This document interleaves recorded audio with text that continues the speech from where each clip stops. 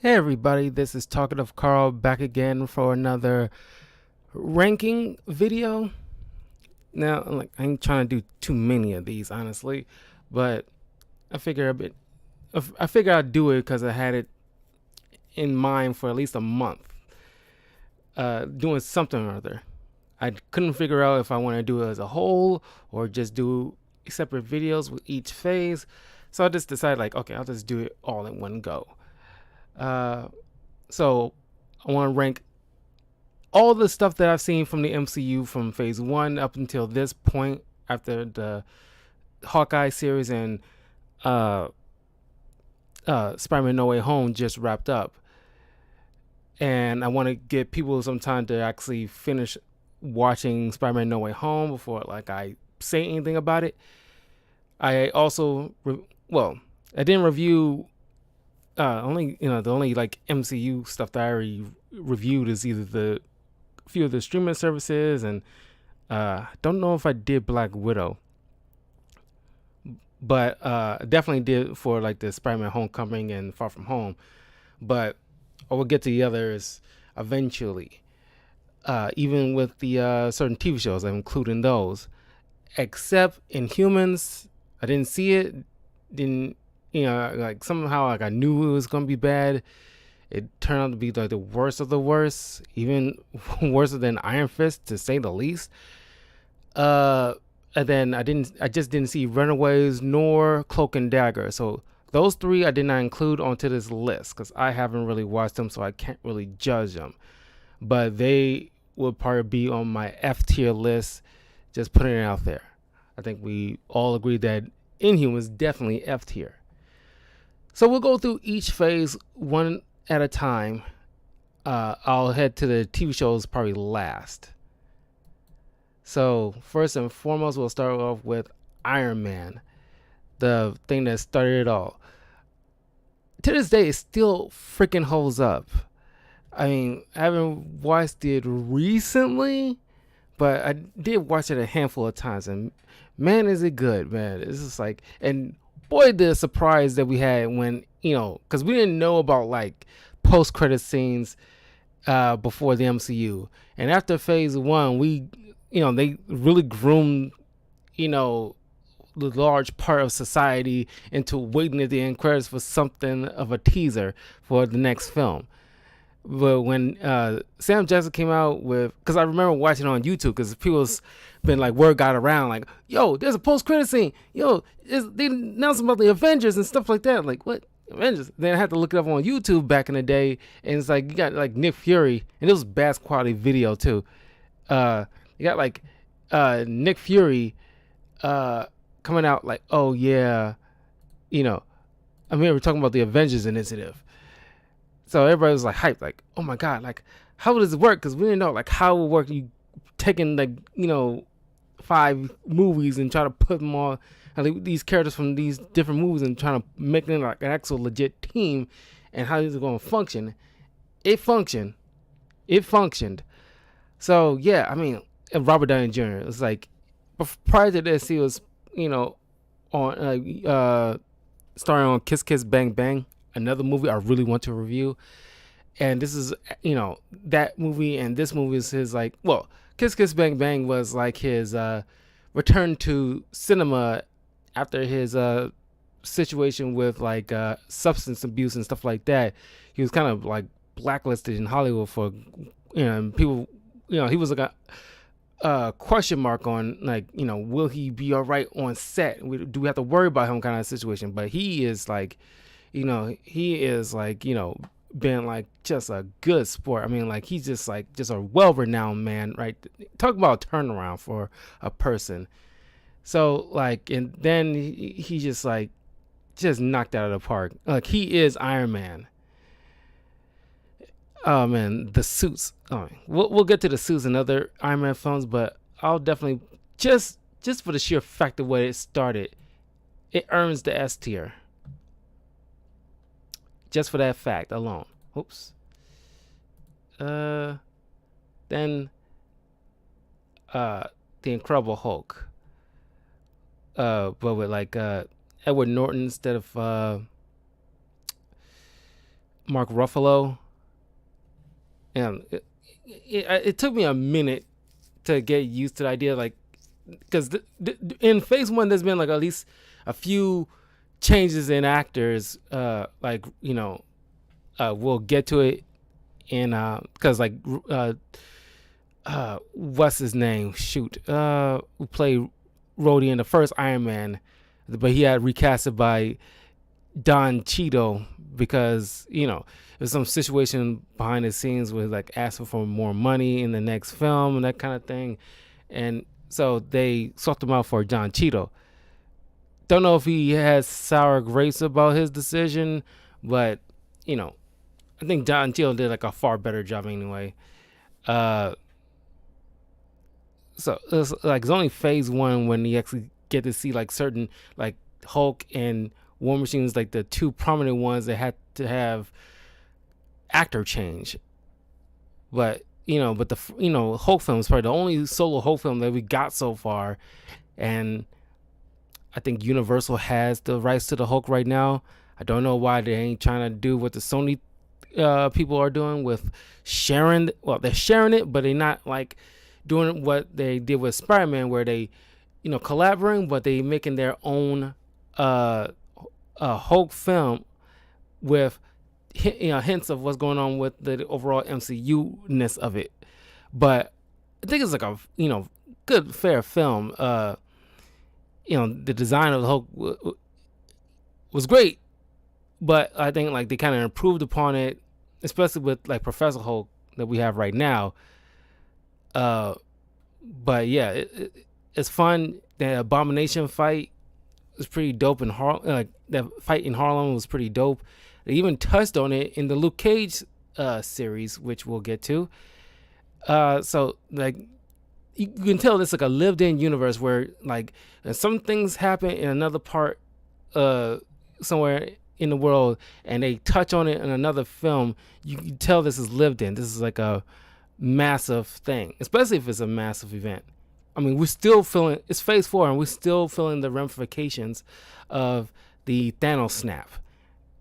It's like, I like that. It's like, it's not like a one and done event and nobody's referencing it.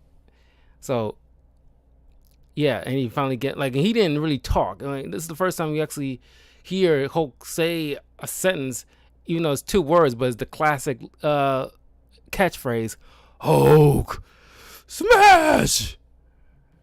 I don't do it justice, but it was voiced by Lou Ferrigno. So if I give it the B tier, I mean, it's fairly above average. It's pretty decent. Not necessarily like an origin story, but I think we were okay with that. They just showed a little clip of it at the beginning. We got it, because especially it was like a little bit, just like a few years after the Eric Bana Hulk movie. So even then, I don't think they really like. No. It technically was an origin story, yeah. But like, kudos to them. They didn't really need to hash it out. Okay. Oh, I keep doing that. Then Iron Man 2. Where is it? Iron Man 2.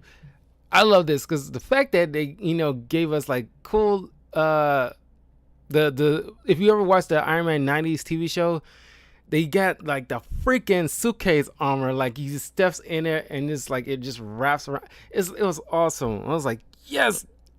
It's like I didn't care if we didn't get to see it like more often, but I just like the idea. Like they included that.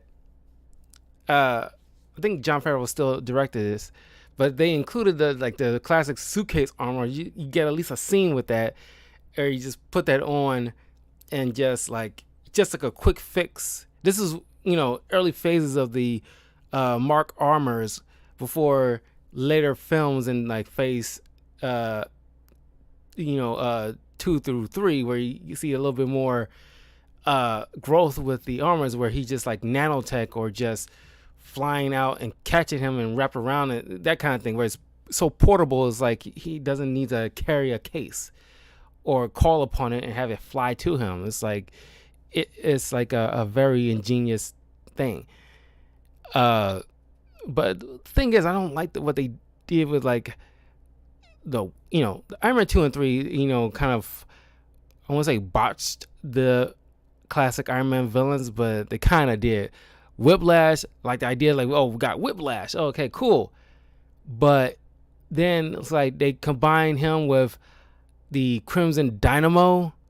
I think they trying to make, well, the original Crimson Dynamo, quote unquote, Ivan Vanko's the father of Whiplash, and even though they're two separate characters, and it's like, I don't know what was in their heads. This is still Phase 1, mind you, but it still wasn't as bad as what they did with Iron Man 3 with the Mandarin, because we'll get to Shang-Chi, but it's like, it's like, imagine if Christopher Nolan did like the Dark Knight movie, and like you're getting all of these glimpses of the Joker and everything like that, and right when Batman finally catches him, he starts talking very straight in British, and it's like, sorry, my name is Trevor. Like, I'm an actor. I'm not like real Joker. Is this a persona? Kind of thing. It's like, you will be pissed. All the Batman fans will be pissed. But even though they made up for it, they still, didn't make the Mandarin rings actual finger rings. They just made like little bracelet rings. And it's like, if you know Iron Man stuff, the Mandarin actually has rings that each do a specific power, which is make it really cool. And the Mandarin is supposed to be a literal threat for Iron Man.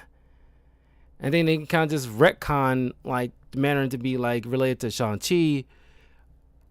Not that it was bad, but it's just like they have to come up with something. And I think in the comics they kind of retcon it, after that, to make the Mandarin related to Shang-Chi in the comics, I think. And it's like, I could be wrong. I don't recall. I haven't read much, Shang-Chi. But it's just that, there's some poor decisions.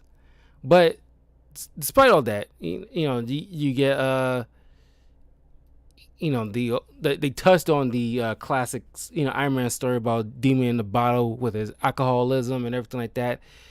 They only seemed like they touched on it, but didn't really like, make it a full arc of a story technically. They kind of like, hinted at it, get it cleaned up halfway through. Then he has obligatory fight with Rhodey, played by Don Cheadle, which, by the way, great introduction to, Don Cheadle, where you just like, when people was like iffy, like, oh my God, they changed out an actor. It's like, it's already like been established, but it's in a cool line where it's like, I'm here, get used to it, let's move on. It's like, yes. That's why I always quote that when certain TV shows or movies trying to shoehorn in certain things, just like to pat themselves on the back or something, like force like a spectacle out of a character that might be a lesbian or whatever, and it's like not just making a natural, just they're there, don't make a thing out of it. It's cool off the bat, like in Eternals, like the Festos and his husband. They didn't have to. If it was a CW, they would have made it like a whole thing, or arc and everything like that. It's just like trying to shove it in your face. It's very, very pat yourself on the back attitude, where it's just no. You showed up. Oh, he has a husband. Cool. It's like, just playing around, with their kid, and just like, this is my husband. How you doing? Like, this is my friends. That's it. You don't even make a whole, theatrical experience about it. Like, woo woo. It's just there. But anyway, it's like, Iron Man 2. I love it, but I think it's very middle of the road for me. I put it in a C tier list. Okay, Thor. First Thor movie. Now, this is my first introduction. I think a lot of people's first introduction to Chris Hemsworth. Prior to this, I think he was in Cabin in the Woods or Cabin Fever, I think Cabin Fever. And we didn't know at the time, like, how good and funny this dude is. But, him and, like our first introduction to Tom Hiddleston, who been playing just, was in theatrical plays prior to this. And I think he knew somebody involved in making the Thor movie that brought him on, even though he auditioned for the role as Thor, but they, cast him as Loki. And I think that was a pretty good call because he is awesome as Loki, and like he plays, such a huge part of the MCU, even eventually getting his own show. So like, and we get introduced to Jane Foster, even though Natalie Portman in this, nobody really think she like did that awesome of a. I mean, like she wasn't terrible. She's Natalie Portman, for God's sakes. But it's just like, they didn't really give her much. I don't want to say to give her much to work with. She was just kind of like there half the time. But and then they this is before Doctor Strange, where he Thor gave that obligatory thing that back in the day a lot of shows where they don't want to touch on things like magic or try to explain it or whatever, because they didn't embrace the comic bookiness of these superhero films. So they still want to trying to ground everything, quote unquote. So it's like, what your people call magic, where we from, it all one and the same. It's like, no, magic is magic and science is science. You're fucking magic. So don't try to, it's like, it's like a janitor calling himself a custodial manager or something like that. Like, no, don't try to make something that it isn't just because whatever, But like I said, it's another middle of the road. Not a lot of people like it. I think it's just like people, crap on superhero origin movies, like they did with like Doctor Strange. It was like the biggest one for me that kind of got under my skin. It's like, I get it. It's like slow pace for a lot of people, but I think, I mean, if it, like Batman Begins, if they can tell like a good origin story in a unique way, great.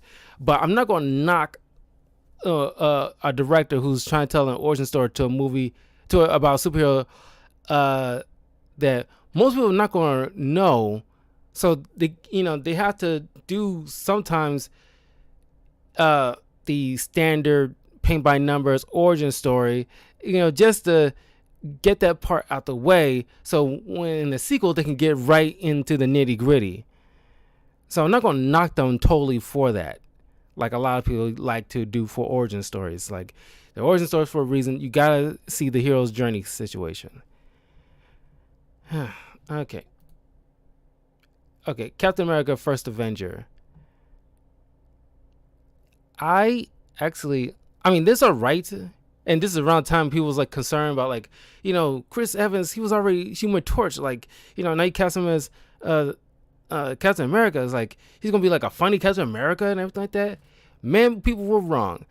And I was just on the fence, to be honest, because like, Chris Evans is a great, actor. I just, this is one of the examples where I wanted to see for myself before I make a judgment. And he's pretty dang good. And it's like, it's fun, and you can tell like Captain America is what what we see from Captain America in these movies is what we should also be seeing from Superman. Because they supposed to have the kind of like the same kind of attitude and ethos.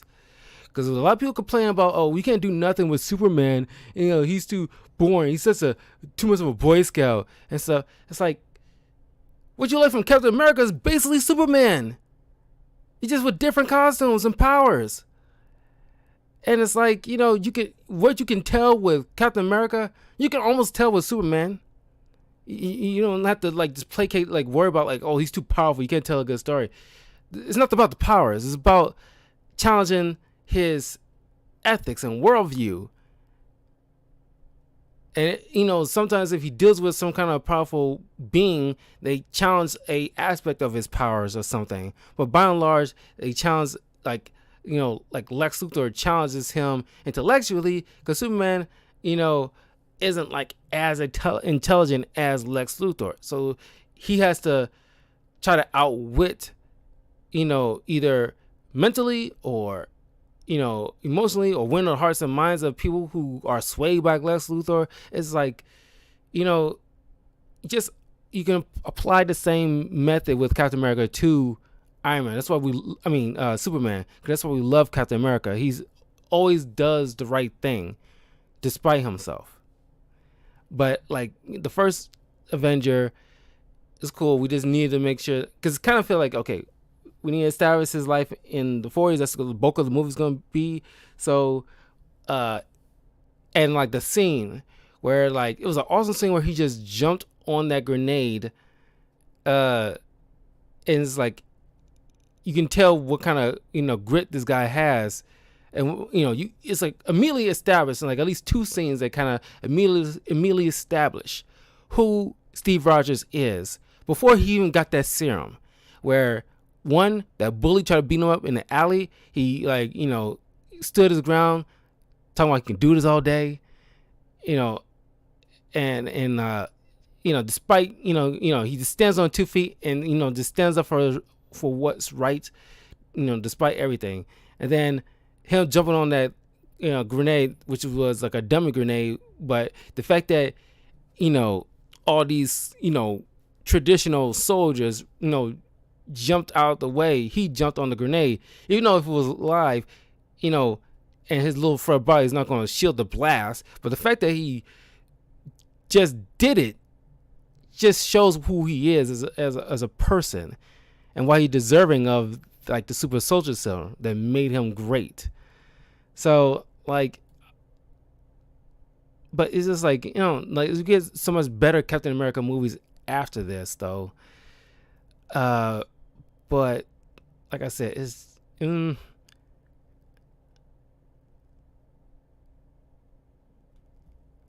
gonna give it a B, because it's still solid, and it's like and you get so much out of this. You still get a lot out of this, for the Captain America film. Then we finally get the Avengers. Hi, Nick. Just checking in, see if any like pop up guests come up. The Avengers. Man, they set the tone after this point. Hold on, let me get some orange juice right now.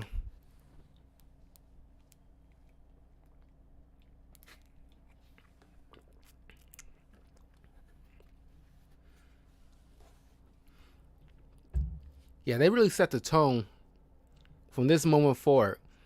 Where you get like, because Hawkeye was introduced in Thor, you get a little sneak peek with him, and then you fully see him here, and then you see Black Widow for the first time in Iron Man 2.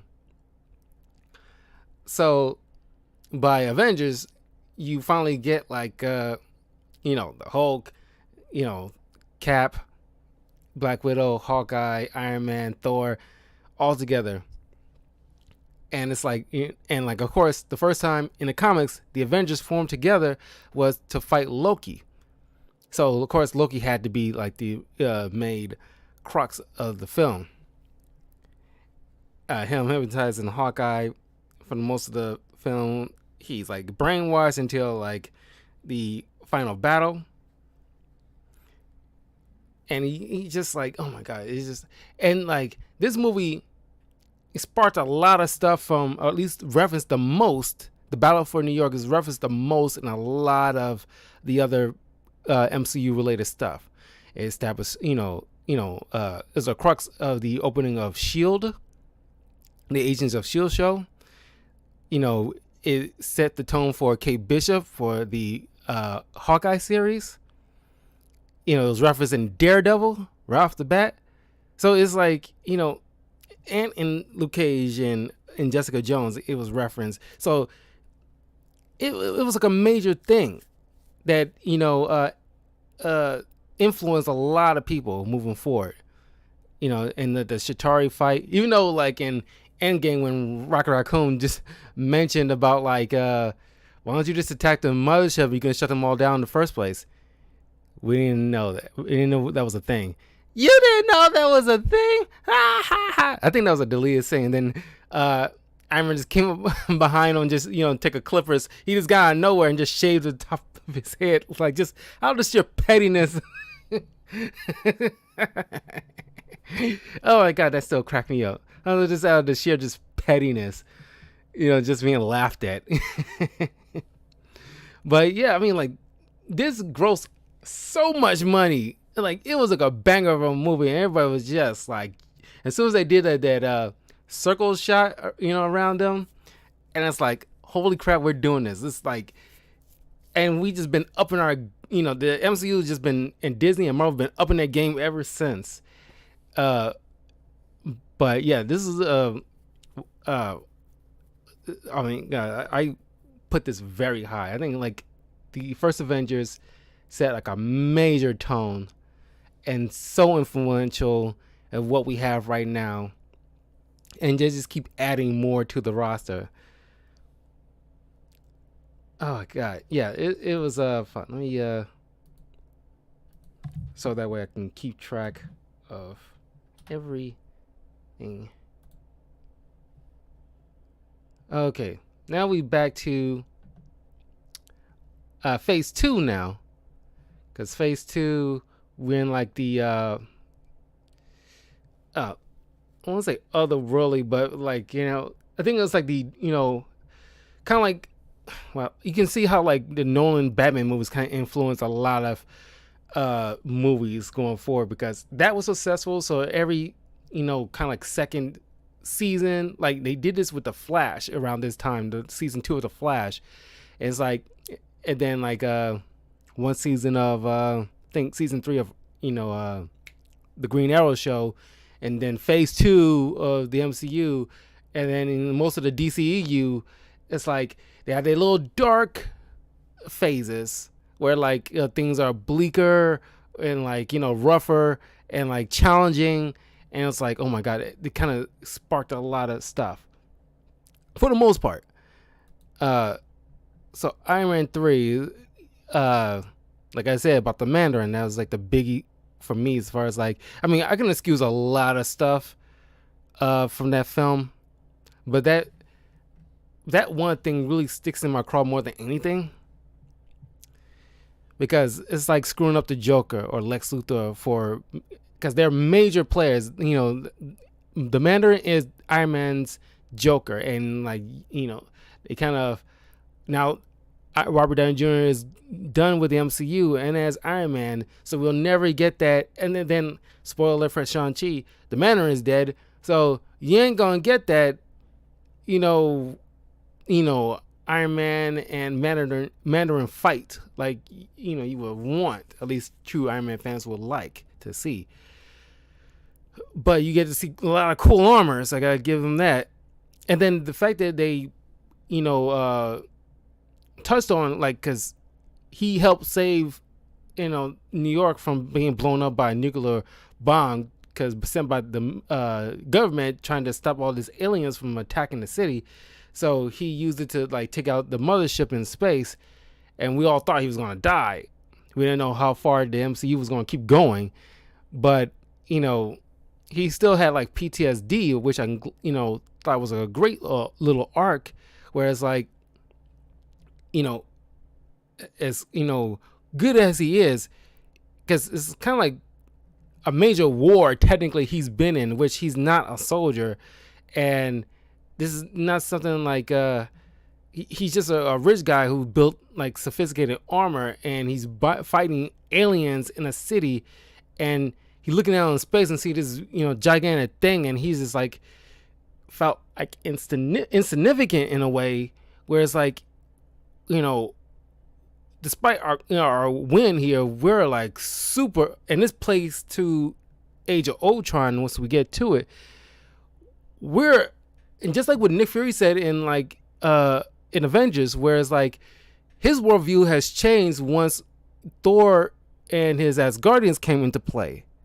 Now, for the most part, except for Loki, most Asgardians are like decent. They ain't like warmongering or trying to attack you know un you know unprovoked or anything like that. But like he said, we're hilariously outclassed when it comes to things outside of our world. And like that came hit home for Iron Man when he sees like these aliens with a mothership that got destroyed thanks to the nuclear warhead he sent that way. But it it was something that now he's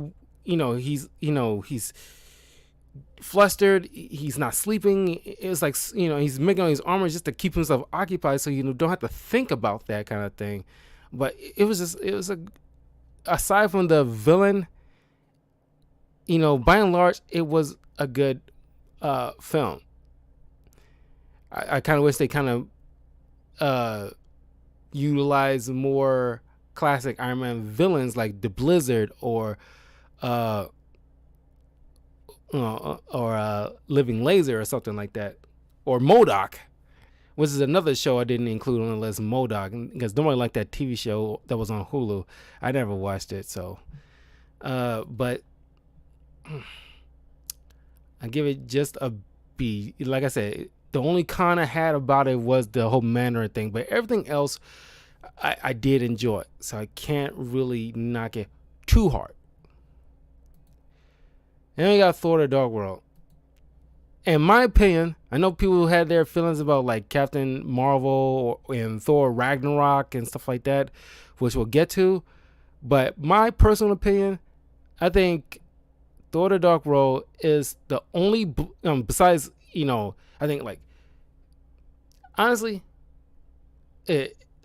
Inhumans and Iron Fist and Thor: The Dark World is probably like the only blemishes the MCU ever had on their list, which is not bad, despite like the other bangers they put out, besides them. But since I don't have the others on my list, yeah, Thor: The Dark World, in my personal opinion, is like the worst of the worst. And could you believe like Patty Jenkins was supposed to have directed this first, but something happened where like they they couldn't go forward with her, so they went with somebody else.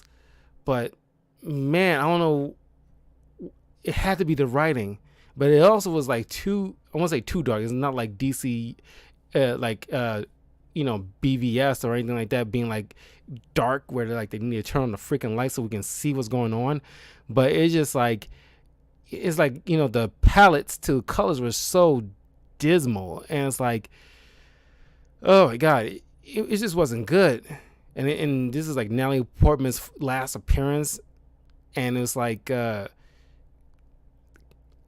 what I really wish they would have done with this, because I think they only touched on it maybe like a couple times in the comics, but you finally got like two love interests of Thor, Jane Foster and Lady Sif, and I kind of wanted personally some type of interaction with those two, because like you would think like Jane Foster is the primary love interest.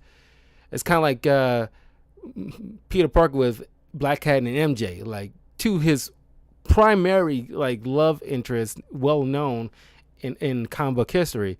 But there's like the badass, superheroic version, and then there's the everyday woman that they would rather go to technically. So it's like I didn't get that. So it's F tier for me. I was like, there's a lot of things wrong with this, and the writing is like the biggie. Then we got like Captain America: Winter Soldier, by far like everybody's favorite MCU film of all time. Honestly, yeah, I remember watching this on my birthday when it came out, because I really wanted to see this on my birthday, and I wanted my father to take me, and we went to Red Lobster right afterwards, because it was when the whole day was like just for me, and we just like me, my little brothers, my father went out to see Captain America: Winter Soldier. It was a fun time. I enjoyed it. Uh, uh, where is it? Oh, there it is. And it was great. It's like probably the best one out of the phase two. But with the situation about the shields being taken over by Hydra, and they've been like sleeping, like sleeper agents like just behind the scenes, ready to just overthrow everything. It was intense, and then it influenced the events of Agents of Shield that came up after the first Avengers movie. And honestly, the first the first season of Agents of Shield, and the season with Ghost Rider is probably the only two seasons, in my opinion, that was actually any good. The others, seasons like because the showrunners of these TV shows for a while, just wasn't jiving well with Kevin Feige, so they just went off the rails with their stuff, not referencing, the MCU in any way. They only had like a hint. They only named y'all Thanos at the last season of Agents of Shield, but they didn't like. It would have been cool to have. I'm just gonna say it right now while I'm thinking about it. By Endgame, it would have been cool to have at least like at least a minute or two of showing the Netflix heroes and Sky and a few of the agents of Shield making an appearance coming out of the portals or something like that, just to hit it home that this is a culmination of like even the shows are involved in this because it's so massive. That would have been like a nice little thing just to throw in there, just to show that we didn't forget about these guys, kind of thing. But yeah, Captain America: Winter Soldier, first introduction to Sebastian Stan for a lot of people as the Winter Soldier. I forgot he was in like the Covenant. This like warlock magic it's like a very underrated movie. It's like actually a pretty solid film, and he was in there. I think he was the bad guy. He was very young too, but like I completely didn't even recognize him. It took me years before I realized that was him. And he's so good, and he does that smolder look that drives women freaking crazy when he just does that stare. And he really he was a badass. When that trailer came out, when he caught Cap's shield, and everybody just went all like, oh my god, he just like one-handed, and then like going toe-to-toe with Cap with that night fight, and just like he was just like a dominating force. He's just like when he's on assassin kills, like he's just like zero F's given, like just like a force to be reckoned with, man. It was really good. And it'll behoove me not to put on S tier, honestly. It was stunningly good. And just the memory of having watching it for the first time in theaters, that hold a special place in my heart. And Guardians of the Galaxy, first time out in, aside from Thor, but technically it wasn't space, but Guardians of the Galaxy, a first introduction, probably the one of the best soundtracks in the film that I ever listened to. It's fun. We get to know these characters that for the longest time have been like just like Iron Man for a while. We're like very well. Iron Man would have been like C list kind of heroes back in the day, but Guardians of the Galaxy was like very niche of an interest. Now they kind of like the biggest things right up there with like Captain America as far as like knowledge that everybody knows. And Dave Bautista as Drax, Bradley Cooper as Rocket, Vin Diesel as Groot, Chris Pratt as Star-Lord, and then I forgot the actress's name who played Zoe Saldana as Gamora. They all it was just bouncing off each other, perfect symmetry. James Gunn did a fantastic job, and the soundtrack is just so good. I love the soundtrack to this movie, and just everything involved. And we get to, like, of course, little by little, we get to know about these like Infinity Stones, in this phase. I gotta put this on A tier.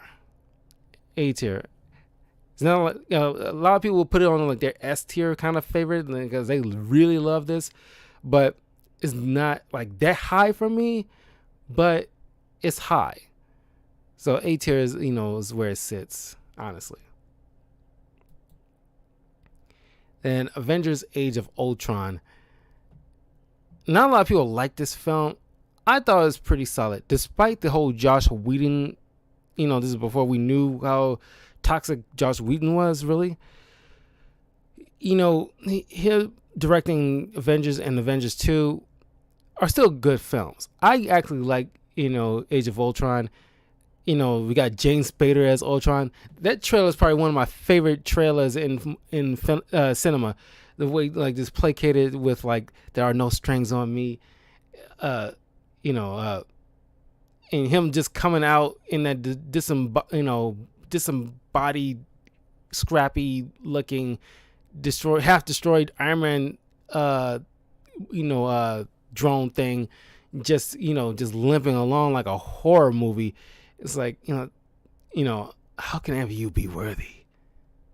And it's just like, I had to, and then just like the whole thing with, Iron Man creating Ultron with Bruce Banner just to try to put like an armor around the world, because he still is affected by, they didn't just wipe it away from Iron Man 3. He still was affected by the events of the first Avengers movie. And so he wanted to make sure he put like a shield around, like armor around the world, just to protect for outside threats that they obviously want to live actual lives. They can't do this forever, but we do know that the planet still, by and large, needed protecting.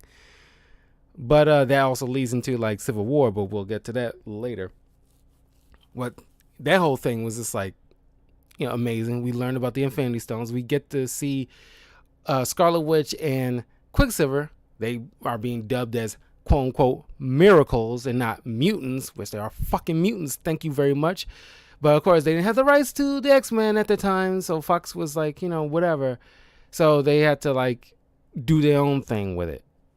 But now they gonna be, after WandaVision, they kind of like embracing like the whole mutant thing. They're that close. They're like just I think after Doctor Strange and the Multiverse of Madness will finally, at least rumor has it, they're probably gonna be actually referencing, or because I think in Venom 2 they actually used the word mutant or something around that time of Venom 2. Was like a they referenced something. They in WandaVision they referenced mutation as well. So they're just a little bit closer. It's like at least a few movies away from actually, doing it.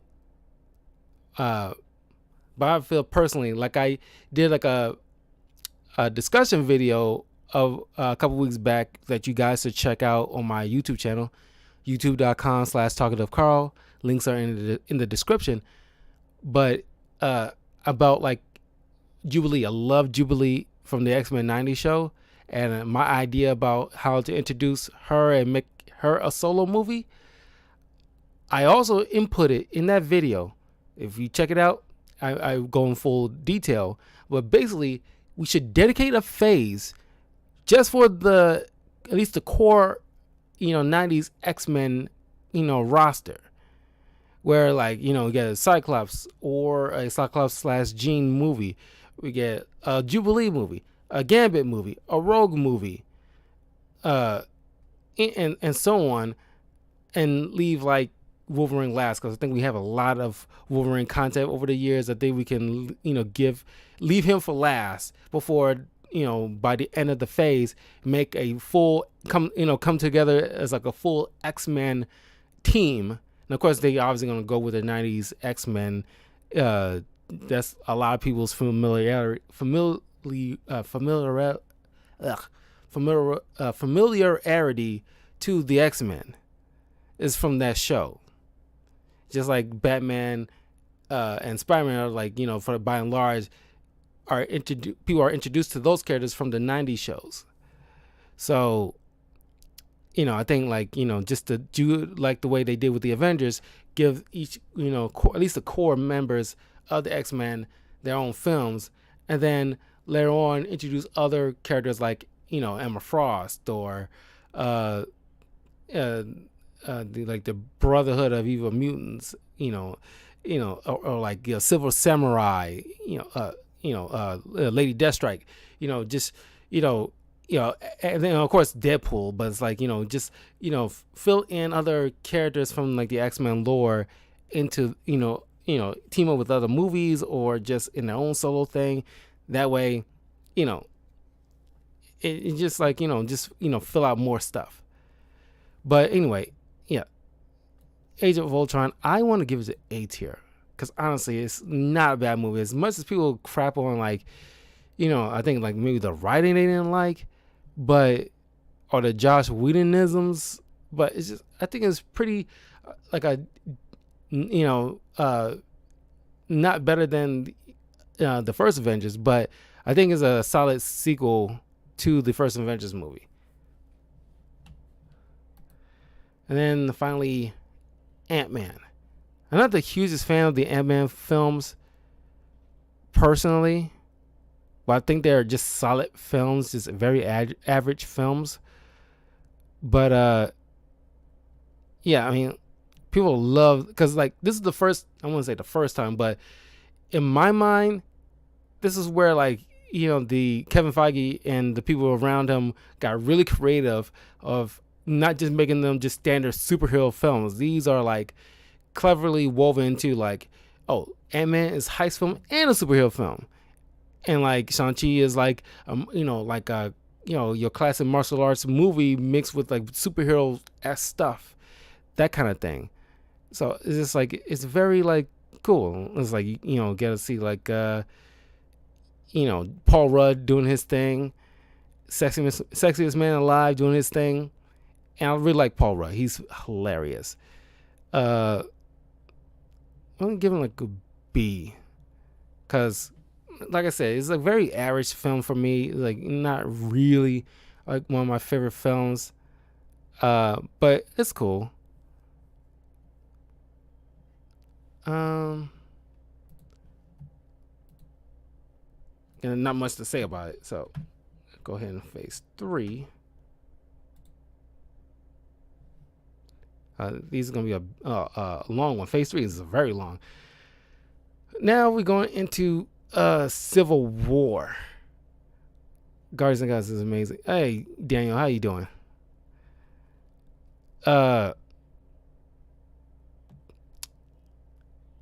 Yeah, Civil War is the big one. Our first introduction to Spider-Man. They finally acquired Spider-Man at this point.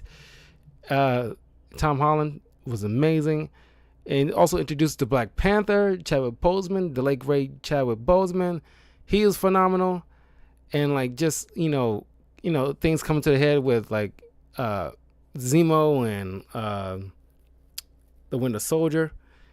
It was just like, and just like Cap just sticking to his guns, knowing that after the events with like Hydra and everything like that, it's like governments change and people like can easily, despite like situation with stopping like Crossbones and the whole incident with like the building exploding, despite trying to stop Crossbones, like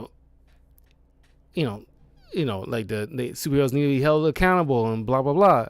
And it's like, anybody can easily send us somewhere, like, like Cap said, like, whether they send us somewhere that we need to be somewhere else, or, or we need to go somewhere and they tell us no. It's like all this stuff can easily be manipulated. And, the fact that Cap was like very close to, going along with Iron Man until Iron Man just mentioned about like, the fact that despite the cushy surroundings and like the fancy appearance, a cell is still a cell. The way he puts it when it comes to Wanda, where he's like, you're treating her like a prisoner at this point, despite how cozy the surrounding is, you know. But it's just like, and then like the airport scene was just like still memorable, but it's just like also cool. As cool looking as it is also heartbreaking to see these guys, and fighting each other, over something like kind of petty, but it was ingenious by Zemo, which I think a lot of more intelligent villains would have utilized better when it comes to like team superheroes. Whereas like the either like the Tower of Babel situation from like the comics, where like Ra's al Ghul got a hold of Batman's secret files of how to take down the Justice League and warped it to try to kill the Justice League. Either that or the way Zemo did it, you can't fight them directly because they're too good, so cause them to fight amongst themselves and cause them to implode. So that was honestly ingenious. Those are probably like the two best ways to take down superhero teams.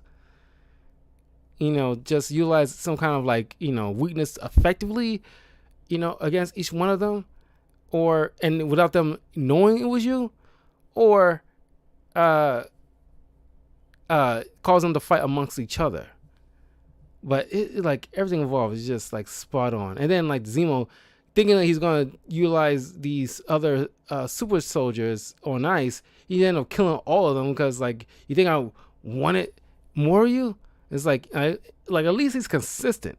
He's like like he doesn't like any superheroes because the fact that his family died in the events of Age of Ultron, the ramifications of that's been felt even in the Falcon and Winter Soldier show. So yeah, this is definitely S tier. This is like Civil War is just like amazing, just like amazing film. Okay, Doctor Strange. I love Doctor Strange. I always like the whole magic and the whole kind of comics for the most part. Doctor Strange, Doctor Fate, Constantine, Zatanna, Raven. I like all that stuff. It's always been like appealing to me. Not a lot of people, favorite this film, but the fact that they, the director utilized what we probably saw from Inception, with like the Nolan movie, what he did with that, it's like they kaleidoscoped it in this, and it's like the visual effects was just on point, like blew my mind. But it's like I also like Benedict Cumberbatch, where he played, the whole Doctor Strange origin of it. It was fun. I had fun with this, and just Benedict Wong, he's amazing. Tilda Swinton as the Ancient One, Ejiofor as like Mordo. That was fun. And then like one of the most brilliant ways to stop a bad guy, and it is like Doctor Strange is a perfect example where he utilized time, because time plays, the theory of time plays a lot in this film if you pay attention. Where it's like it's like the watches he had, and then like the time stone, and like when the Ancient One was dying, she was manipulating time to slow it down just to get a few minutes, just to watch just the rain, just to be in the moment. It was just a little bit longer before she goes. And it's like it placates it more when like he's at the end and he's time looping the villain, and it's like that awesome line, like the most quotable line from the MCU. Oh my god, seriously? Oh, thank God. The most quotable line in the MCU: Dormammu, I've come to bargain. You come to die. And it's like, he's dying over and over again. And it's like, and Dormammu's catching on like, what have you done? Well, you brought a little bit of your magic to our world. It's only fair I brought a little of mine to yours. It's called time, never ending.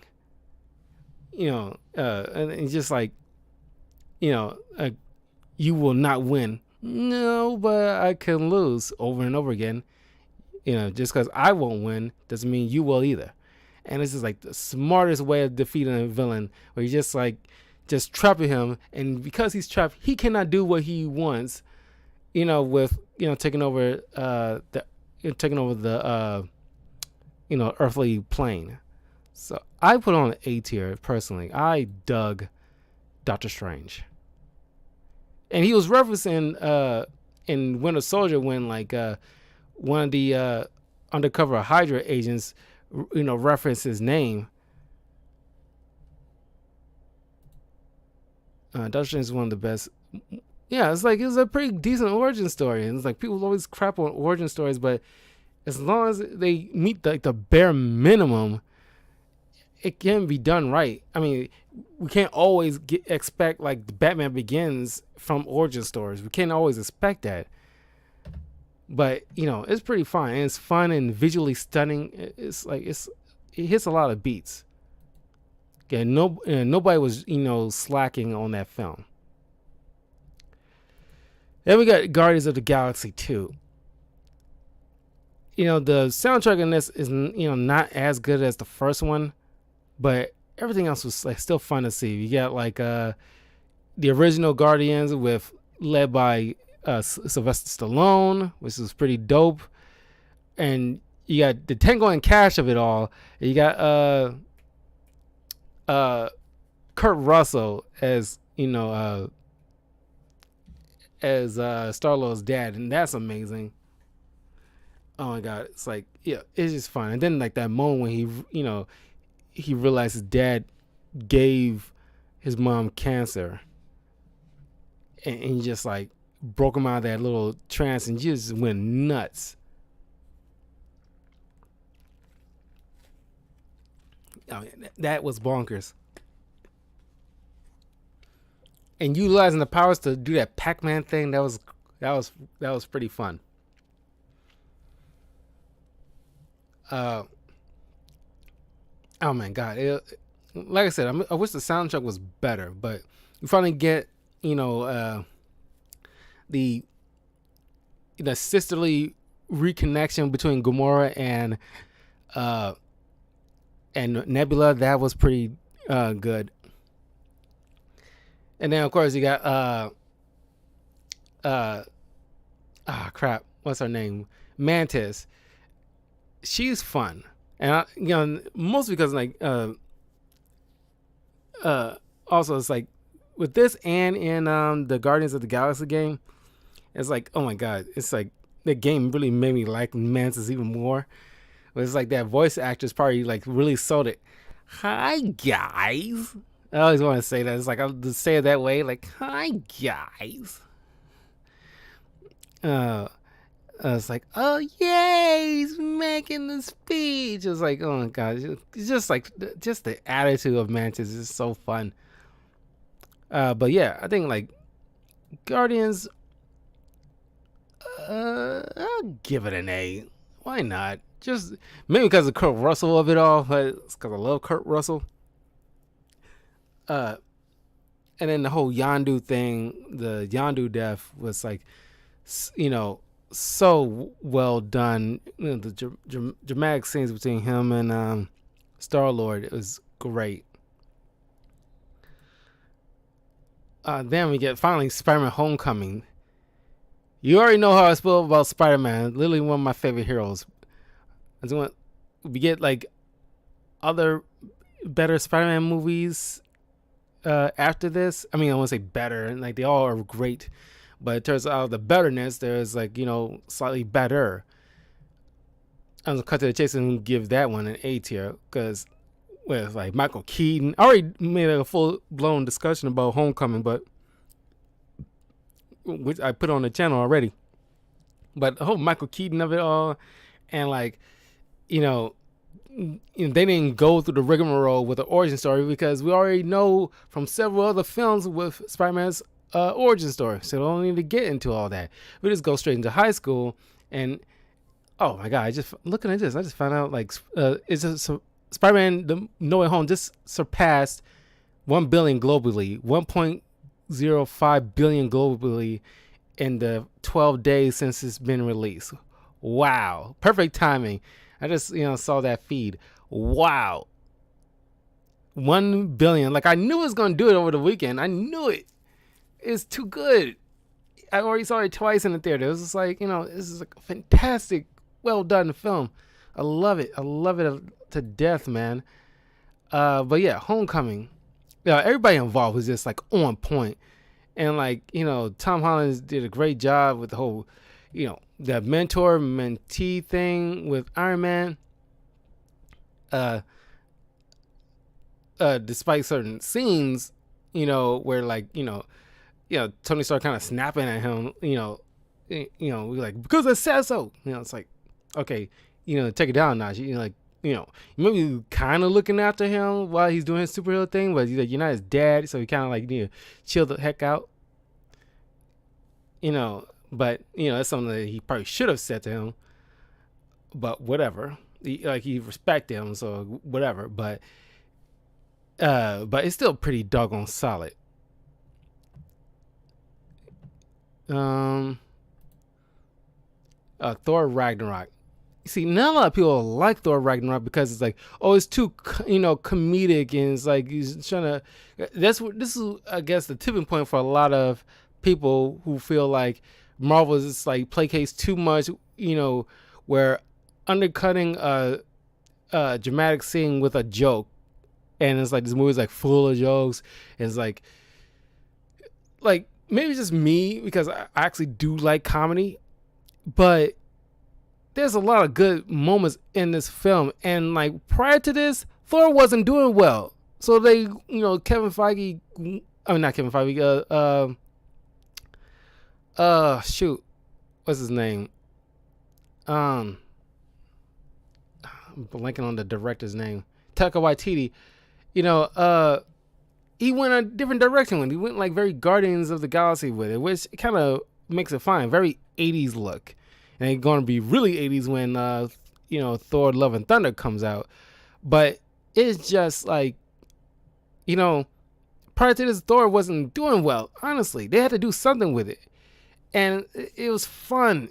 You get a taste of like, I guess a lot of people didn't like the fact that they kind of like didn't make Hulk, World War Hulk, like traditionally in a his own kind of movie. They kind of like use most of it for this movie, and nobody liked it. It's like, because they applied World War Hulk in this, but other people wanted a solo World War Hulk movie, which I get it. I understand. I would have cared for it too, but I think they did fine here. It's like you get a, at least a taste of it where he's just like beating the shit out of Thor, and it's like, yeah, and you get to see Valkyrie and everything like that. It was, and her arc and stuff, but it's just like, what do you want? Okay, it's like, he went with direction. It was greatly successful. So it's like, I loved every minute of it. It's like, and really, Chris Evans really, showed off his, comedic chops. You get to see Jeff Goldblum playing the Grand Master, which I kind of want to see the Grand Master and the Collector in the same movie together because they're brothers in the comics. So seeing like, Jeff Goldblum acting off of Benicio del Toro, that will be amazing. I kind of want that at some point. But like Thor Ragnarok, I honestly put it in an A tier. Not too high, but it's just still like, personally, I enjoyed the heck out of it. Despite other people's little, personal hangups over like, certain comedic takes, the MCU has been taking, they have their dramatic moments. So it's like, yeah, I guess they feel personally like, they don't need to be undercutted with a joke every 10 seconds kind of situation. But I don't feel that way. That's their feelings. It's fine. They have their feelings about it. Then, of course, Black Panther. Like I said before, Black Panther and Spider-Man: No Way Home is the only movie I actually watched more than once in a theater. It was so good, so like impactful. As a black man, I looked at it as like, it was like a cultural touchstone, like just, like love for black excellence at its finest. With like, you get all these, great, actors and actresses in the black community, Chadwick Boseman and like, uh, Lupita Nyong'o, Angela Bassett, Michael B. Jordan, Letitia Wright, like it is just like, and then like the the set design and the clothing department, they made, black royalty of a movie. Everything is about this. It's just like, and then the message behind it, which just like with a really good movie can really placate to the fact that, yeah, the villain can sometimes be right, but just take it too far. Or in this case, the way like, Killmonger grew up and what happened to his father, he has, certain feelings. He's like a hurt kid who lost his father, but also grew up in outside of Wakanda in a world where it's not, who has not been kind to black people for a good part of, like, at least, I think it was like, he was a kid in the 90s, but it's like by and large, he grew up in like a time it probably would have been worse, but he mentions that, where was Wakanda when like black people were suffering around the world. Your people are suffering, in like poor neighborhoods and like low resources and like racism and everything like that. And you will think like Wakanda could easily fix all that. But in his mindset, fight back and turn the tables, and actually, the conquered becomes the conqueror. I mean, the conqueror becomes the conqueror. And so, kind of like a turnabout fair play attitude. But yeah, S tier all the way, definitely. Then we finally get into Avengers: Infinity War. Honestly, it was, I was like so. I won't say was. I definitely remember being so excited for this film because they shot it back to back with Endgame, but they cut it in half because it's so long. But you get and kudos to the Russo brothers who knows how to balance a good, handful of people at once, and doesn't make it look like one's losing spotlight time over the other kind of situation. They know how to balance everybody to get their fair shake. And yeah, this one gets pretty harsh towards the end with like, because after the whole situation with like, Star-Lord, botching the plan by unlocking, Mantis' spell to keep Thanos under while they trying to take off the freaking glove. After that moment, everything goes to shit, and it's just like, a lot of people disappearing. It was just like, it was intense. And I think a lot of kids were scarred, at that moment, for a good period until Endgame came around. But this was kind of like Thanos' movie kind of situation. So that's what a lot of people call it. I don't necessarily agree, but I can see their point. But yeah, Josh Brolin was, fantastic as, Thanos. Very intimidating. He's just like a ruthless individual. But I definitely is deserving S tier. It's like a fantastically made movie. Very, very fun. They got Ant-Man and the Wasp. I'm just gonna put it. Right on the B, right next to the original. It's only okay for me. I like the fact that they introduced Ghost, another Iron Man villain, but they did like a twist on it, make it a female. But And just like with Taskmaster, they made that one a female too. Spoiler alert. But I mean, gender swapping is fine, I guess.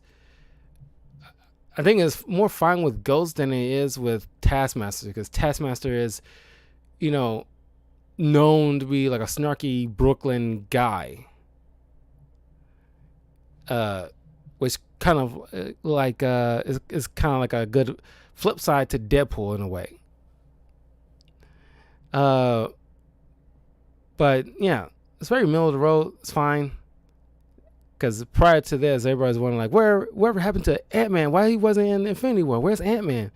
And why don't Ant-Man just swing down and go up Thanos' butt? I could not stand that. That was like a dumb thing for internet to go pass around. Social media is like, oh, you can just go up his butt and enlarge and kill him like that. It's like, no, you disgusting assholes. But yeah, it's fair. It didn't really wow me like a lot of people. Yeah, it's like $1 billion. Did you ever doubt it? How that movie's gonna turn out. The fact that when they mentioned about like 260 million in the first couple of days, I knew by the Christmas weekend that was gonna like double. Like I knew it was gonna hit like at least a billion marker, and they just did it. So I'm not sure if anybody else is gonna go, because I'm pretty sure by this point people already saw it twice in the theater, but maybe by middle of this week, I think a fair amount of people already would have saw it by large, and I don't think, unless people are like reviewers or critics or people doing this for like their job, probably would have at least see it 3 times in the theater. But it's probably the most I've heard from people who have seen it, not even just critics, but just everyday people who have seen it twice in theaters. For like the bulk of the people in my surrounding neck of the woods. I don't know about you guys, but like by and large, a lot of people have saw it twice in a theater, and I don't think I know that many people who have done that many times for a movie. Like I love the Avengers and Civil War, and Spider-Man Homecoming and Far From Home, and Ragnarok I liked too, and even Endgame I liked a lot, but I never watched any of them twice in a theater. It's usually like one and done for me. Once I see it, and I'll probably see it streaming or on TV, or get a DVD of it. But it really has to go over leaps and bounds just to really get me to want to see it again in a theater. I saw Black Panther three times in the theater. Once by myself, 2 times by myself, and third time was with a friend. So yeah, that meant a lot. Then Captain Marvel. See, unlike most people who consider this because Brie Larson is an amazing actress, everybody can agree and understand that, but they just did not. Maybe it's because Wonder Woman came out a year or 2 prior to this, and if it was fitting because Wonder Woman is the first female superhero in history, one of the big 3. And this is most people would have wanted like a Black Widow movie first before Captain Marvel, because she's been around longest, but that didn't play out that way. But Captain Marvel, I thought it was a solid film. Didn't blow my socks off or anything like that, but given the fact that it was very creative of what they did with the Skrulls, where we expect them to be the automatic bad guys, because in the comics they're by and large automatic bad guys, except for a few outliers. And pretty soon in the cinematic universe they will introduce Clerk, the Super Skrull, who's going to be like the Fantastic Four's, one of their primary bad guys next to Doctor Doom. And I like that little twist. Just like with Doctor Strange when defeating Dormammu, it's like they kind of subvert your expectations, where you thought you're going to be like a big magic battle between Dormammu and Doctor Strange. No, Doctor Strange no better. It's like I can't go toe to toe with this like demonic god right out the gate. I have to, outthink him. And they kind of like made the Skrulls, instead of this primary conqueror bad guys, they're they're refugees. They're just trying to find a home, that the Kree are primarily attacking them, which sparks a whole Kree Skrull war kind of situation. And I like Brie Larson in this. He was like fantastic as Captain Marvel, badass as all hell. Obviously the Superman-esque level of power, almost to that level. And once we get like the Endgame, the way she like just lays out Thanos, is just nothing to show for it. Just awesome. And I definitely, but yeah, I do agree about certain writing, because I wish they could have done more with her, because it's like she desperately trying to pull something out, but the director's not doing anything. Maybe because I don't know if they didn't want to make a, I don't know, like the whole Wonder Woman thing, and it's like I'm pretty sure it was weighing on a lot of people's minds at the time. Like, all right, this is our big badass powerful woman, and it's like we got to do something with her, and they kind of lacking in that, but it's not terrible as people are trying to make it out to be, personally. So I think it was like definitely a B level for me. It was like an alright film. It's like, it's not terrible. Then we get Endgame, and just cut to the chase, S tier all the way, no joke, and like just the third act alone still sends shivers down my spine every time I see it. It is just like it was everything you want it to be, honestly. And I cannot stress enough how just the 10-year culmination of everything involved with the reference. If you've been around for 10 years and watching these films, and they don't have to explain certain things, when people say certain things, you automatically get it. Like Spider-Man's activate instant kill, you automatically know what he's talking about if you see Spider-Man Homecoming, and you see like all these like the portals opening, or like Falcon says on your left, and people just applauding as like everybody just keeps coming out of that portal. You got the Ravagers, you got all the Mystics from like the Kamar-Taj, you got the Asgardians, Shield agents, you just like and all these heroes and people coming back from the dead, and it's just like.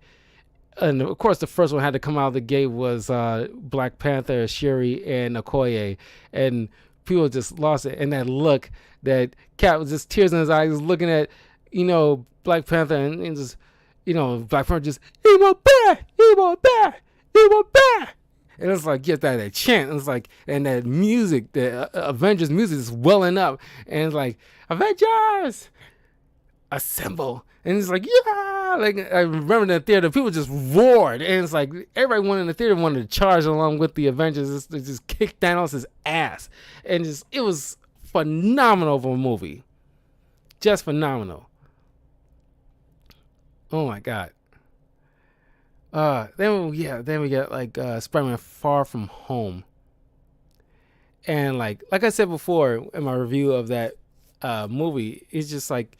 It's an amazing film with like Jake Gyllenhaal as Mysterio, but that whole messing with his mind, just with the hallucinations, and like the first time you hear about like Universe 616, and it's like really like the first nugget of a hint they're gonna be touching on the multiverse in the next phase.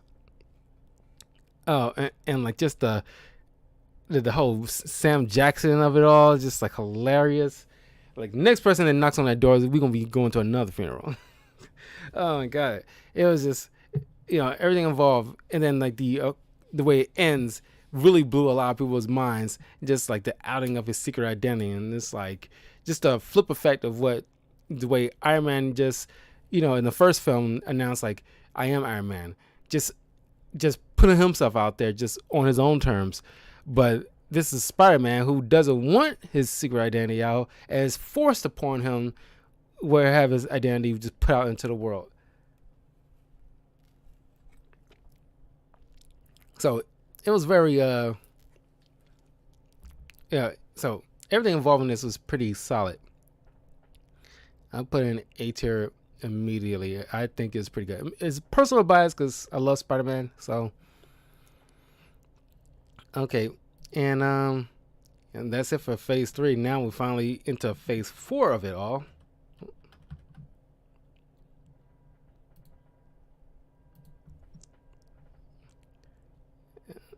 And this is a lot. First out the gate is Black Widow. And like, I thought it was decent, but I don't know. I mean, it starts off pretty dour with the whole child trafficking, secret, red room stuff going on. But they did give us Elena, which I love. Yelena, White Widow, so funny. Florence Pugh is amazing. God, every time she's on screen, it's like this golden. I just crush on her so much. And like, especially this is the first time I'm actually attracted to that Russian accent. I don't think Russian was like ever been like an attractive accent to anybody, honestly. But man, she made that accent look so. She's British. She made that accent hot.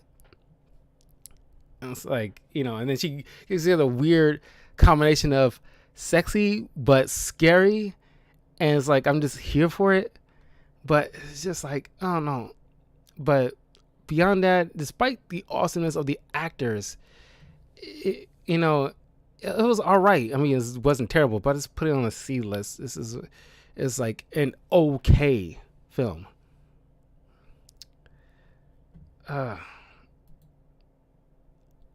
Then we got Shang-Chi.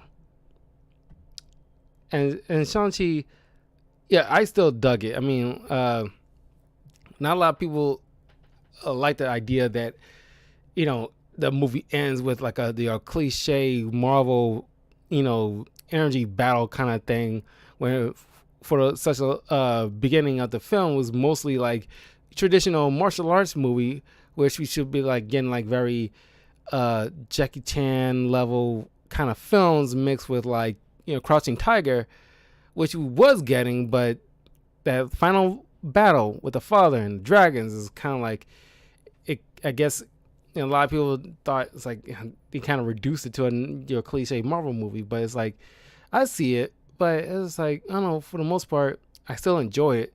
The only thing that kind of had a gripe about is just like it's not anybody's fault. It's the whole pandemicness of it. Even though they had like a red carpet affair, I kind of expected Black Panther level of, spectacle, because during the Black Panther's red carpet, everybody came out and showed out with like all these like black celebrities and like the with the outfits and like even like Mike Coulter who played Luke Cage, he came out. I remember seeing him there as well as Sam Jackson, and it's like this is like black excellence kind of thing. And it's like I want to see like Asian excellence, show at the red carpet, which there were, but I didn't feel like with the I expected so much on the same level. It doesn't seem like it was a same level of like just it's a thing here. And that's the part that's kind of got me. It's like I wanted the same for like the Asian community, because this is because everything was represented in this film. Like you got like Jackie Chan films, all these like Crouching Tiger stuff. You got even anime. You're even getting some love with like certain animals that's like reminds you of Ninetales, from Pokemon or Naruto. You got like just like I guess Dragon Ball Z level stuff, but it's just you get to see like the touches of Asian influence throughout time represented when you see this film. You'd be hard pressed not to catch something that reminds you of something else that you grew up with. So I will give it a B. And once I had like time to chew on it, I mean, it's like it was it was good. It wasn't like a my stellar of a favorite. I still enjoyed it on a level. Uh, Next, the Eternals, and matter of fact, no, I'm gonna put Shang-Chi on A. Just slightly, like bottom tier A. But Eternals, I want to put it a B instead. But as much as I love the actors involved, it I don't know. It's hard. When I did my spoiler review of it in November, I probably explained it, but as of right now, I cannot think of what was lacking a bit for me. At least not off the top of my head. I might remember it later on.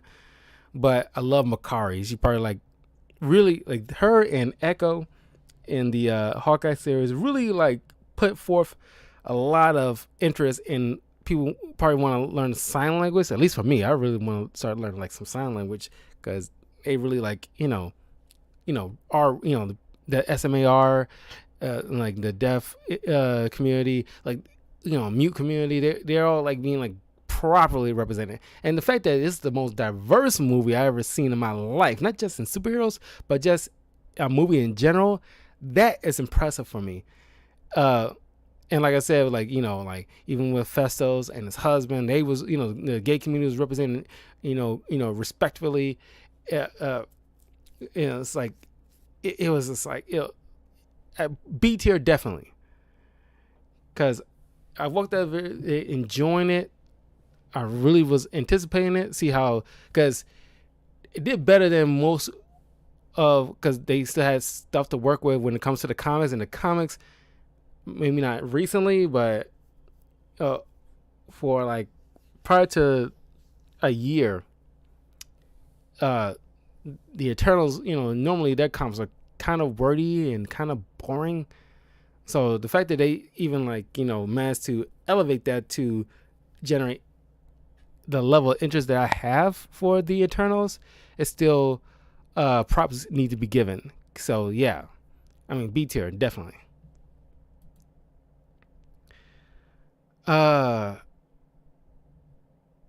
Then finally, you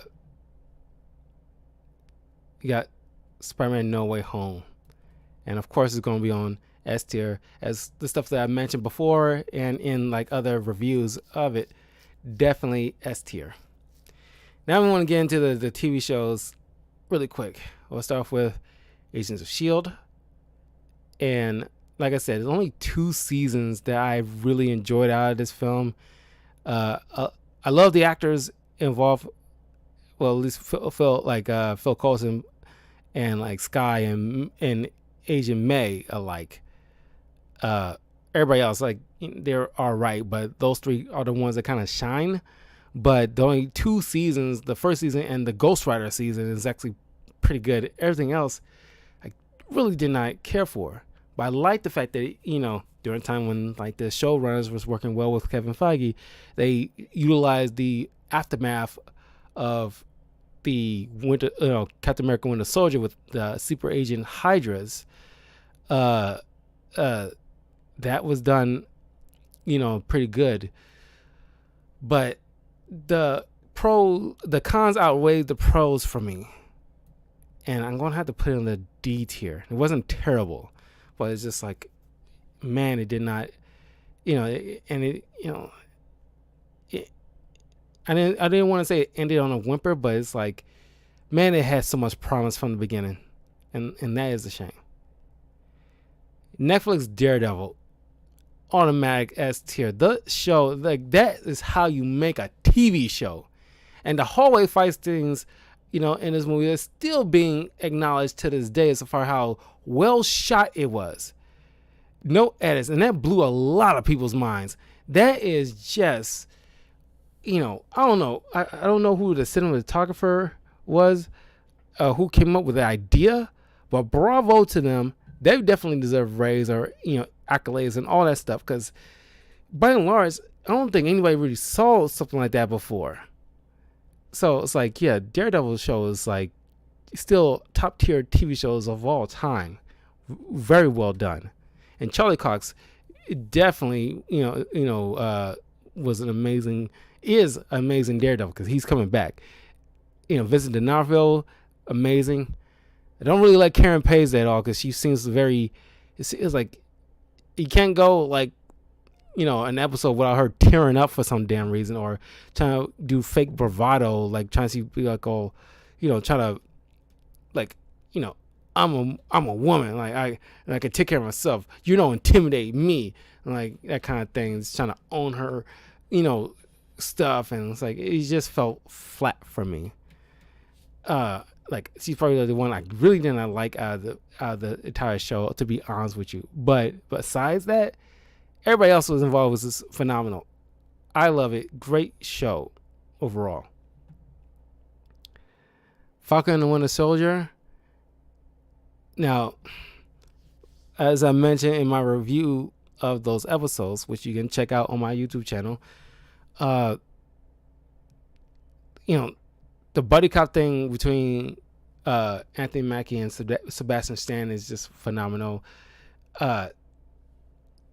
You got the whole situation with Captain America's shield, and Sam is not like feeling like he's earned that, or at least don't want to carry that weight what that shield represents, because the whole black man being Captain America and what the shaky relationship black people have with America throughout history, all that come to the head.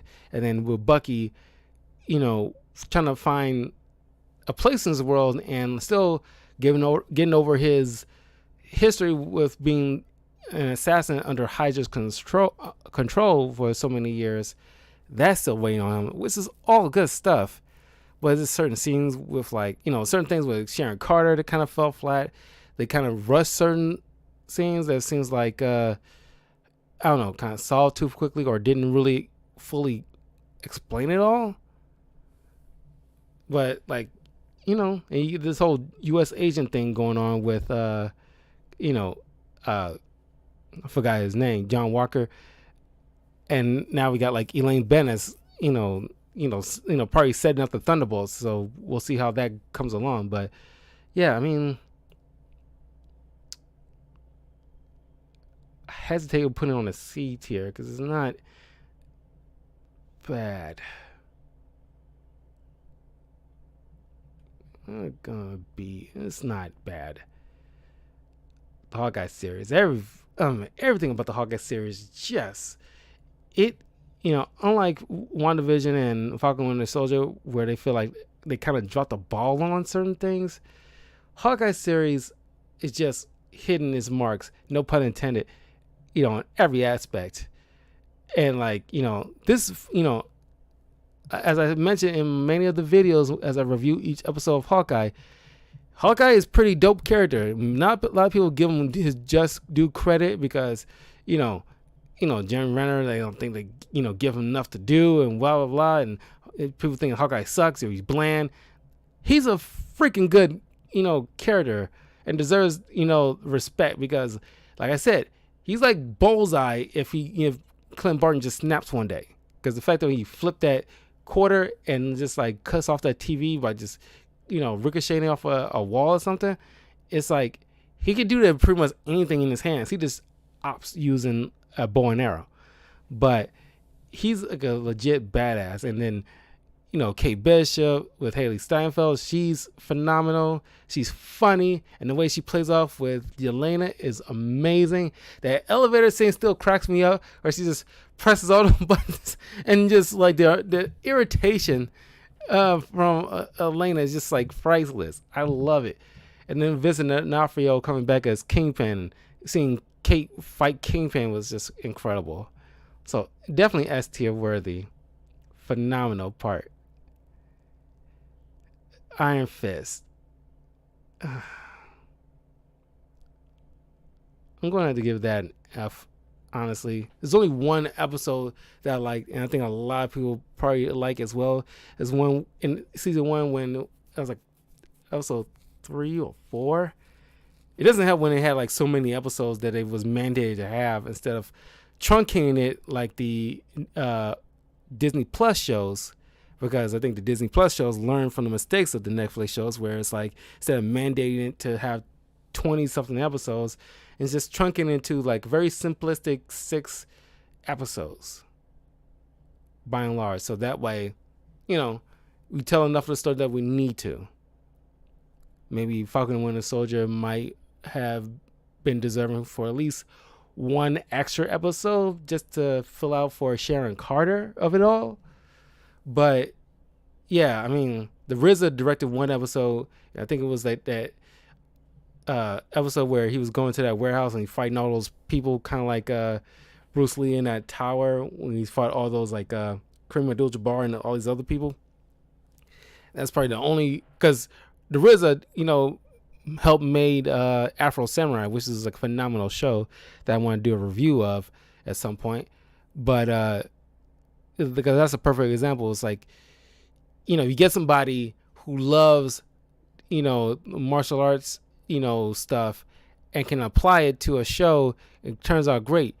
But it doesn't help if Finn Jones doesn't want to actually do any martial arts training at all for the role he was vying for. I don't know if he was vying for, but he was cast in. And for a character who is known for martial arts skills, it's like it put a sour taste in a lot of people's mouths when it comes to Iron Fist. And Iron Fist is a dope character. And I love Shang-Chi, but, people like downplaying, Iron Fist, and I don't think it was right. But it's just like, man, like, Finn Jones' little weird decision of not actually learning any kind of martial arts.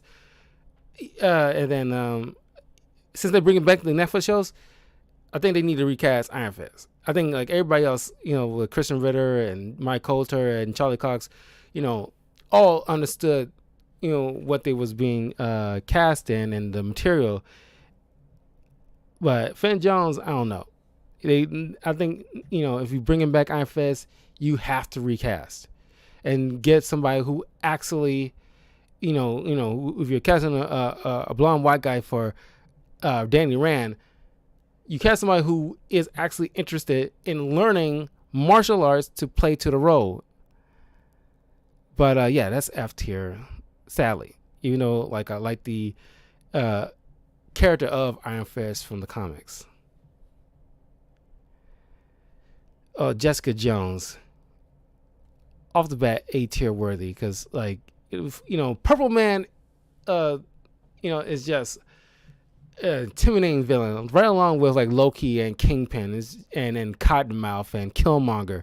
It's just like very intimidating, tragic characters, and like he's just like scary in a way. It's probably the first time I actually probably would get a glimpse of what women must feel like when like dealing with a guy's is like something like on that level of just gross and just abusive and manipulating, and just like it makes your skin crawl kind of situation. It's like just a gross man that like just has no boundaries at all, and just God, it's just like and it's the fact that it still gets to me when 2 times when like when it's been more than once, but 2 that kind of stuck in my mind, where like Purple Man just like took over the some family's house to live in because he liked it, and then told some little girl to go in the closet, even though she had to go to the bathroom. He just says go pee in the closet, and you hear her crying as like the pee's leaking out underneath the door. That was just sad. And then and some innocent guy came up to him and his father, and he was just being annoying just because he felt annoyed. He just told that guy to shut up and to stand there, in which he stood there for a great amount of time. And then one like a guy to drive him around, and he had a kid, his infant baby, in like a one of those like carry-on things in the back seat. And he told him like just leave it on the sidewalk, and then and have him drive around. I was like, and then now his wife wants a divorce for doing that, and she doesn't believe him about his mind being taken over, despite the whole issue, superpower people being a thing. I don't think you would like buy the. I don't know why she wouldn't buy the fact that he probably did experience dealing with one of those people, but yeah, that was intense. But yeah, but Kristen Ritter as Jessica Jones was a spot on casting. Spot on casting. It's like every time I read anything about Jessica Jones, I only see and hear Kristen Ritter. Oh, Loki series. Man, I was, after WandaVision and like Falcon Winter Soldier, I was worried about them dropping a ball at some point towards the end, but they fired on all cylinders with this show. With Lady Loki and Owen Wilson, who didn't do his trademark wow, which kind of bums me out. It's like, couldn't just give him the one wow. You couldn't just give him one. Like, it would have been funny if like he sees Lady Loki for the first time and he just gives us like wow. It's like, come on, man, that's me. Kind of attitude, but it's like, yeah, that's S tier. And you get like finally Kang the Conqueror and like the whole multiverse breaking and everything like that. So it's like that spoke volumes to me. It's like, yes, we're getting to the multiverse of it. Okay, Luke Cage. Now, Luke Cage, I won't say spotty, but it's like I like half of season 1. It fell flat. It was going well until the moment when they killed off Cottonmouth halfway through the season, and they introduced this I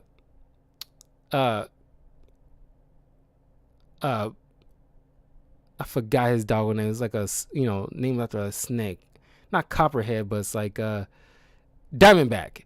And it's like he had no impact at all. He doesn't have no kind of the same swagger and like charisma as Cottonmouth did, and he seems like dopey with his stupid suit. But then like I like season 2 a whole lot better with Bushmaster.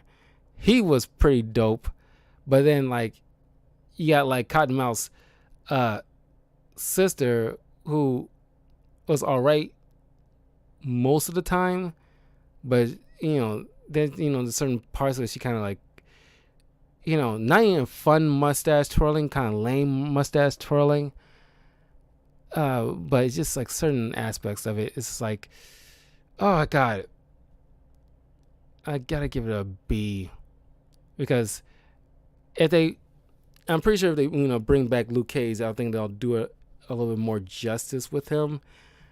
Especially after Black Panther, you'll get like some quality like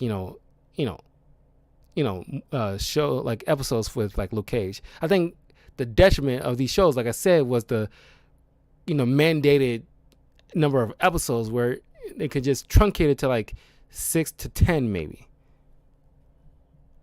Now, what if I didn't like I mentioned before in like a video discussion a long time ago before What If came out, I'm not a huge fan of the What If comics. It is dour, depressing. I think it's not really true What If. I mean, it's not a true Elseworld story like DC. Like people claim it's an Elseworld kind of story with people making different decisions. No, DC's comics Elseworlds are true, Elseworld stories, because it's like Batman Damned or in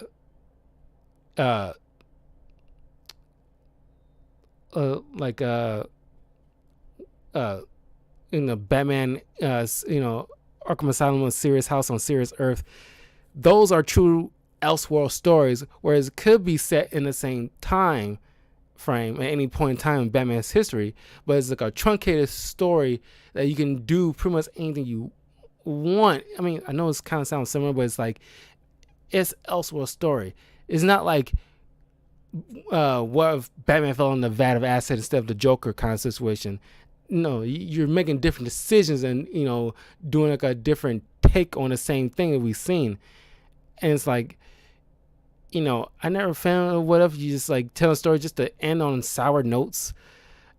It's not fun for me, honestly. And the show, I saw highlights of it, honestly, because like I didn't really care like most people, and I only saw like 2 episodes honestly that actually generate any interest. The episode where like you thought, Chadwick Boseman's last role, but he actually did the entire season, at least not entire season, but the couple of episodes he was in the entire season. But the Star-Lord, T'Challa Star-Lord episode, and I saw the last episode, which will like culminate into something bigger with like Doctor Strange with the Multiverse of Madness, as it was hinted in the end of Far From Home, not Far From Home, No Way Home. And then of course, Uatu the Watcher, you'll eventually get in the. I'm pretty sure we'll see him again in a Fantastic Four movie at the end of Phase 4. But besides those 2. And like I said, I didn't really care, but I'm never going to say it was terrible. But I'm just going to put it as D. Then finally, WandaVision. See if anybody's saying anything here. No. WandaVision. I was, 2 things here. And I think like universally, a lot of people would agree that it has like a very slow start. The first 2 episodes were a slog. And it would have benefited if they just combined those 2 episodes into one. I think it will play a whole lot better. And even my stepmother, who has been following along on this MCU stuff for a long time, and she's not a comic book reader at all, but even she thought the first 2 episodes were slow as hell. And I read a lot of comic books and love the MCU, and I also agree that the first 2 episodes were slow as hell. And I think, for the large majority of people would agree the first 2 episodes was so damn slow to get to the point. Not the point of like what's going on with her, but it's just like get to the story, okay? It feels like we're just like prattling along. You kind of jerking us around a bit until we get to the meat and potatoes of it. But then the Quicksilver stuff, they dropped the ball on that one. That kind of like fell short for me, and it's like, man, I mean, despite the the cool shots where like depicting different eras of television, that was cool. The acting from Elizabeth Olsen, where she really shines, is just phenomenal. The episode that leads into showing Quicksilver in the first place, where she and Vision was arguing and her trying to run the credits just to end the conversation, that was pretty brilliant use. And just was like completely undercut it with Vision just coming past that credits and just finishing the argument with her, and like them floating in the air, and just that scene with each other, and just the dialogue that got me in my soul. That was like so good, good acting from Paul Bettany on that one. But like Elizabeth Olsen is shining here, like even more so than she'd have previous movies that she's been in, even though she was great. And the fact that I didn't mention it in Endgame, how like she was like her and Captain Marvel was like by themselves can easily solo Thanos by themselves without the pesky Infinity Gauntlet being in the way. But yeah, I mean, and then I really care for Monica Rambeau. Like a lot of people, she's just like trying to placate to like that. Like if it was a cop show, it might play better where she's like, like that, that John McClane kind of cop that gets it in, trying to get stuff done without red tape kind of situation, but it doesn't play here. And as much as like they kind of really rushed that general guy to be like the main bad guy out of no freaking where, I don't disagree, despite the assholeness of his speech, where he's like, because this is the first TV series that's acknowledging what happened with the snap and how it's affecting everybody, and the fact that every government, not just the U.S. government, would behave this way with this guy. Maybe not in the same way, but with like utilizing something like Vision to be able to protect themselves for something like Thanos again, or at least a Thanos in the future, where it's like you was I mean like she had there's certain things that they're both right about, but she definitely needed to acknowledge the fact that half of the people around the world was gone for 5 years. You technically don't have no right to be giving him shit, really. I mean, he was wrong by talking about her mother and everything like that, but he was going to a point before he kind of undermined himself, where it's like we need to be able to utilize all methods possible to be able to protect ourselves from threats that coming down knocking on our door again, because we lost half the population, and yeah, the Avengers brought them back, but that would have been necessary if like this guy wasn't looking for you guys in the first place. So it's like I can see the point. And it's like I don't disagree. I think realistically governments would behave like that, where they utilize every method possible to better protect themselves from otherworldly threats, so this won't ever happen again. Because this is extremely traumatic for a lot of people, and especially from Falcon and Winter Soldier, how like financially and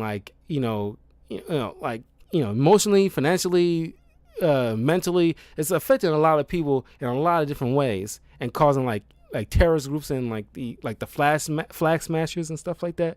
It's completely upheaval. But long short of it is, I enjoy WandaVision for the most part, but just those two things, it's like that kind of dropped the ball on me. And I can excuse the slow pace if they would have just combined the first two episodes, and the whole Quicksilver stuff. I would have respected. I mentioned this before. I would have respected either way if they either don't do it at all, or if they choose to do it and they was planning on making him a joke, then don't cast the exact guy who we all are familiar with, who played Quicksilver in the X-Men films, to reprise his role for this, because that's setting people's hopes up for nothing, and you turn him into a boner joke. I cannot excuse that. But anyway, yeah, so this is my ranking so far with the MCU of it all, at least up to this point. I wasn't going to wait until the completion of the Phase 4 to do this. I really want to do this, had the urge to do this now, so I figure it's, good enough. So, yeah. F tier, Thor Dark World, Iron Fist. Worst of the worst in my opinion. D tier, What If and Agents of S.H.I.E.L.D. C tier, Iron Man 2, Thor, Black Widow.